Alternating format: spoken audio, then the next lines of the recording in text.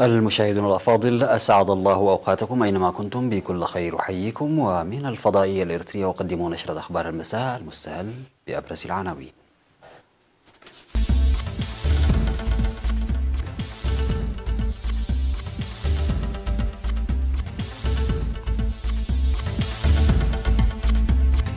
جهود لتأمين الخدمات الصحية في نقفة.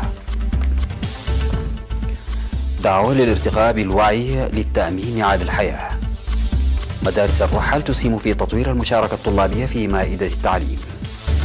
اعتداء انتحاري لطالبان يودي بحياة 4 جنود أفغان.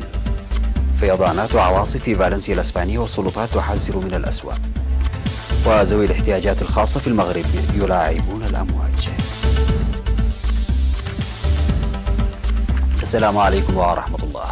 ذكر مكتب وزارة الصحة في مديرية نقفة أن الاستثمار الذي جرى لضمان نشر المؤسسات الصحية خلف ارتياحا لدى السكان.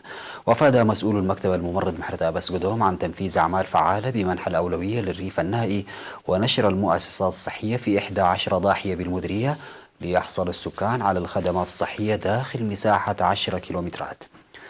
وأوضح عن وجود مستشفى و4 عيادات بالمديرية، ونتيجة لتطوير مستشفى نقفة أدخلت خدمات الجراحة والأسنان ورعاية الأطفال الخدج، وسيتم قريبا إدخال طب العيون، مشيرا إلى وجود معدات للتحاليل الطبية المتطورة.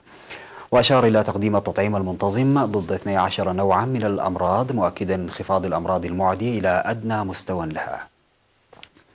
وأكد السكان وجود خدمات صحية مشهودة، داعين الإسراع لإدخال خدمات طب العيون.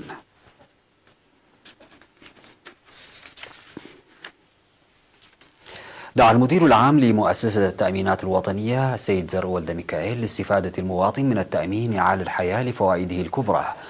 وقال إن التأمين ينقسم إلى قسمي الحياة والممتلكات، ويجري العمل بالتأمين على الحياة في الدول المتطورة بكثرة لإدراك أهميته وفوائده، ويدفع التأمين على الحياة بالوفاة المفاجئة والحوادث وأسباب أخرى.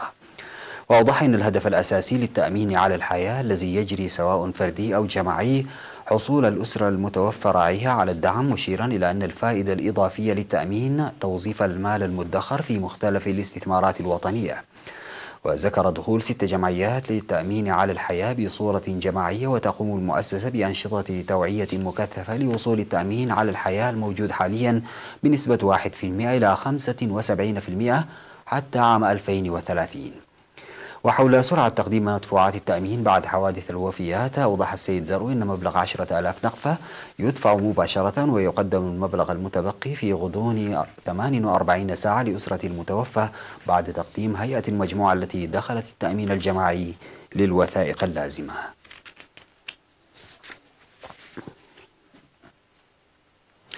ذكر مسؤول مكتب التعليم في إقليم شمال البحر الأحمر الأستاذ رشيد محمد عثمان بأن مدارس الرحل التي تدرس في أشهر معدودة ظلت تسهم كثيرا في تطور مشاركة الطلاب في مائدة التعليم، لذلك سوف يستمر البرنامج بوتيرة عالية. وقال الأستاذ رشيد في اللقاء الذي عقده للمعلمين والطلاب ولجان تلك المدارس في مديريتي نقفة وأفعبد إن التعليم الأكاديمي للرحل جزء من الاستثمار الجاري تماشيا مع الحياة المعيشية للمواطنين، داعيا لتعزيز دور الأعيان والمدراء لاستفادة الأطفال الذين فاتهم عمر التعليم في العمر المحدد من هذه الفرص الجيدة.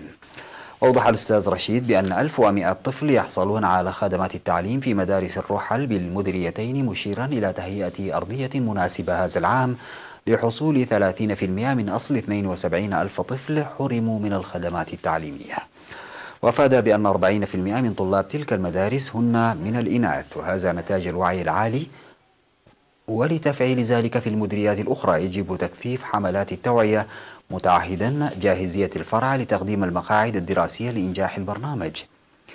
في الختام أوضح الأستاذ رشيد بأن الحكومة ظلت تتخذ خطوات جيدة لحل إشكالية المدارس عبر مراحل، ونتائج ذلك سوف تبدأ هذا العام المدارس العصرية المشيدة في منطقتي فلق وحرينة بمديرية نقفة، ومناطق عتشيخ وعاشورم وقطاريد في مديرية أفعبد.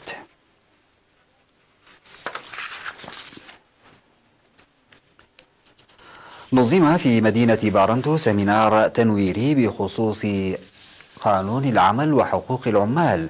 وأوضح الشاب أنجلو أباتو في مكتب العمل والرعاية الاجتماعية بالقاشبركة أن الهدف من السيمينار التنويري هو توسيع فهم ومعرفة أهلية والمرافق الخدمية والعمال واحترام حقوق العمال والتقليل من الحوادث المضرة بالصحة.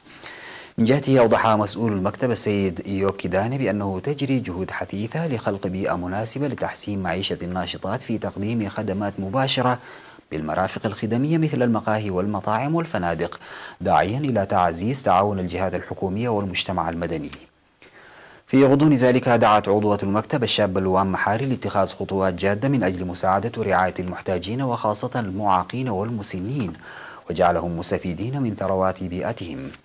بدوره أكد مدير مديرية بارنتو السيد أوريليو جاكامينو بأن الشعب والإدارة لديهم فهم مشترك لتقديم الدعم والمساعدة للجزء المحتاج من المجتمع وخاصة المرأة والمعاقين والمسنين للتقليل من مشاكلهم.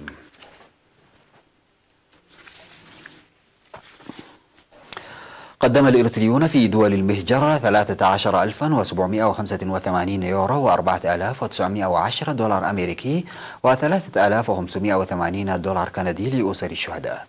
وأوضحت وزارة العمل والرعاية الاجتماعية أن الجالية الإريترية في فرنسا قدمت 4,910 دولار أمريكي و2,185 يورو لإعالة أسر الشهداء، والجالية الإريترية في فرانكفورت الألمانية وضواحيها 3,580 يورو لتنمية صندوق أمانة الشهداء، والجالية الإريترية في مانهايم الألمانية وضواحيها 2,640 يورو لإعالة أسر الشهداء، والجالية الإريترية في كارلسروه الألمانية 1,800 يورو لنفس الغرض. وقدم الإريتريون في هامينون وضواحيها الكندية 3,580 دولار كندي لتنمية صندوق أمانة الشهداء. بعد الفاصل سادتي نعود بالأخبار الخارجية.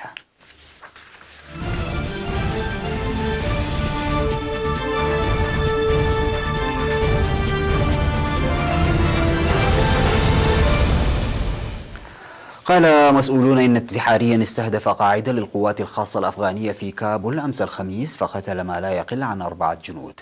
وقالت وزارة الدفاع في بيان إن الانتحاري فجر حافلة صغيرة ملغومة عند مدخل المعسكر في منطقة شاهار السياب فقتل الأفراد ال4 من القوات الخاصة وأصاب 3 آخرين. وأصدر المتحدث باسم طالبان ذبيح الله مجاهد بيانا علن فيه مسؤولية الحركة عن الهجوم، وقال إنه أودى بحياة أكثر من 200 جندي، لكن طالبان عادة ما تعلن أرقاما مبالغا فيها. وقال مجاهد إن الانتحاري نجح في التسلل إلى القاعدة قبل الهجوم.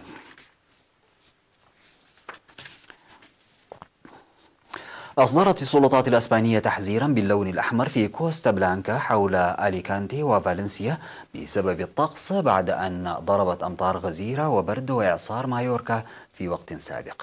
وتشير التوقعات إلى احتمالية سقوط 200 لتر مربع من الأمطار على مدار الأيام القادمة، كما يصل احتمال تشكل عواصف شديدة إلى 70%. وبعد الظروف الجوية السيئة التي خيمت على شمال شرقي أسبانيا هذا الأسبوع، تشهد المنطقة الشرقية ظروفا مشابهة، مما تسبب بمشاكل في الطاقة وفيضانات أجبرت السلطات على إخلاء بعض المناطق الأكثر تضررا.